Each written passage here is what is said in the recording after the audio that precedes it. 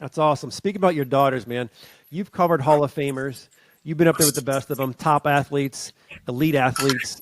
What would you want your daughters to remember about you, Dad? How do you want them to see you? Man, that's a great question, Brett. I think I would want them to see me as someone who tried to live out my motto every day, making a difference and blessing others. Make a difference in other people's lives, be a blessing to others, and live your life in such a way that people who know you but don't know Christ will come to know Christ because they know you. I've heard that saying somewhere, and I kind of adopted it. I love it, but that's what it beyond the accomplishments, beyond the books or the TV appearances or the radio shows or the legacy of faith on the field or anything else.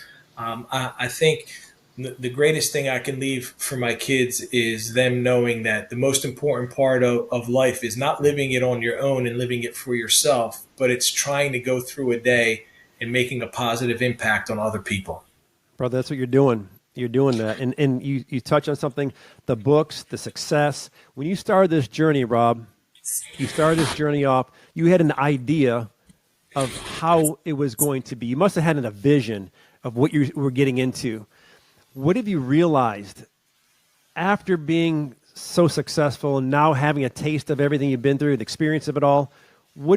How was there anything different than where you are currently than when you first started this journey as to what you thought it was going to be? Were there any revelations like, oh, okay, I had this idea that when I get to this certain pinnacle, when I get to this level, that it was going to be this way, and maybe not good or bad, but just what was the biggest realization you had that really wasn't living up to those expectations of how you thought it was going to be? Does that make sense?